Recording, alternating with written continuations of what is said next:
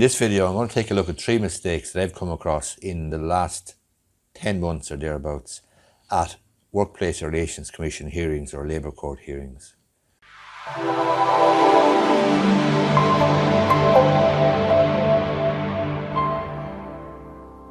Number 1.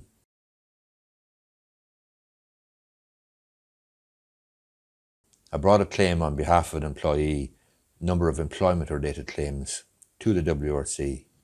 We were at the hearing, but in addition to the employment-related claims, there was also a personal injury claim. Representing the employer was a HR representative. Now, I don't know whether he didn't feel he was able to deal with the personal injury claim or try to settle it or give any advice in relation to it or throw it into the mix or whatever. But the bottom line is this: they tried to settle the case with us.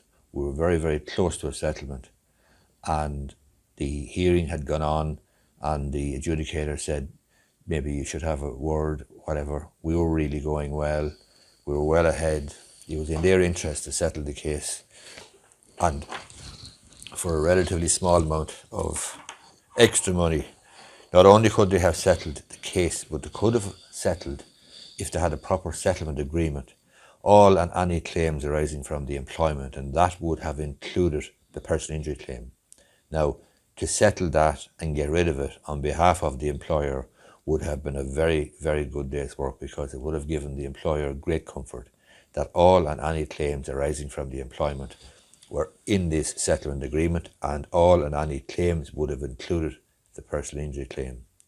That was something that was of, in my view, significant value to the employer, and yet the HR representative didn't appear to place any regard on it and was simply making offers on the basis of the claims we had before the WRC. Now, he or she may not have been competent, may not have been capable, may not have had the professional insurance or whatever to deal with it.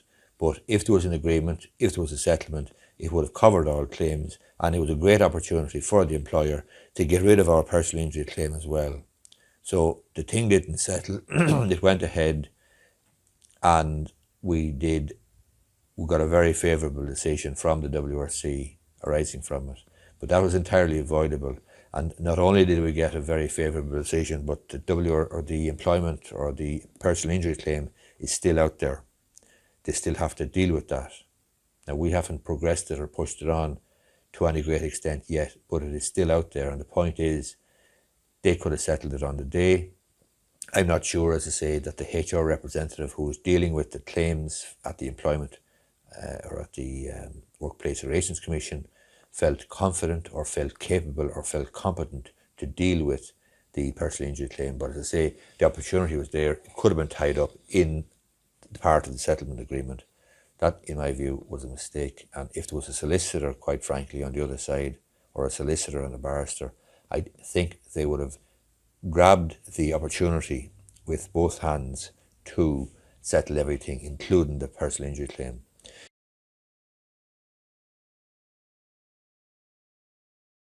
The second mistake I have seen made was in relation to documents that were furnished to us. Again, I was representing the employee.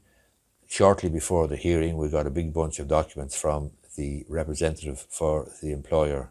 And in amongst that bunch of documents, there was one email or one letter from a professional advisor to the employer.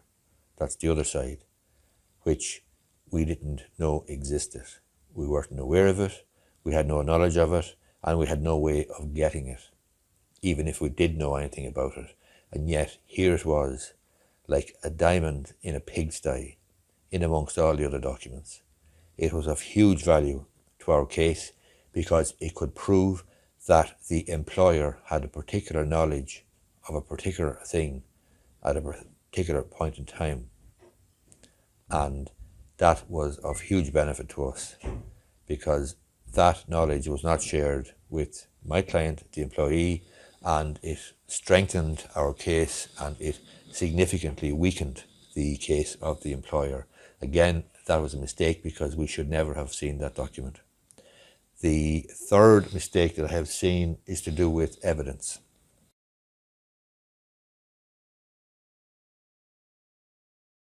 I was involved in a case one day. Again, I was for the employee. I'm not always for the employee. Sometimes I'm for the employer. But in all of these three cases, I was for the employee. In this particular case, I had taken my client through direct evidence. He'd gone through his evidence. There was a couple of things, though, that I'd overlooked. And I was kicking myself. Now, I would have probably got another bite of the cherry anyway in redirect. But I had left out a couple of important questions that I should have asked my client in order for him to tell his story better.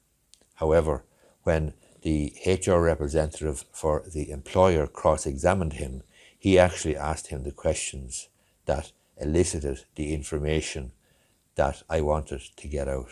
So this was an example of the other representative actually fixing or shoring up the holes in the job that I had done. As I say, I'd left out a couple of questions. I should have asked them. I didn't. The evidence was going to be important from my client, and yet the cross-examination by the other representative, the representative for the employer, actually did my job for me. He asked my client questions which gave my client the opportunity to give the answers that we wanted him to give. And that was another example, if any more examples needed to be shown, of asking one or two questions too many. Most people, or many people, think from watching TV programs and so on that cross-examinations should be aggressive and vigorous and, rendering the person that's being asked the questions into a pile of tears or a breakdown situation or something of that nature. Nothing could be further from the truth, and one of the most important skills in cross-examination is actually knowing when to shut up, when to sit down, when to not ask any more questions, when to thank the witness and leave it at that. But instead, on this occasion, the other guy asked a couple of questions he shouldn't have asked and actually gave my client the opportunity to fix the holes that I hadn't, that I'd left open through not asking the questions I should have asked. I hope you find this video useful. If you do, give it a thumbs up down below, and you may be interested in subscribing to my YouTube channel. But there are three mistakes that I have observed in the WRC and our Labour Court over the last 9.5 or 10 months.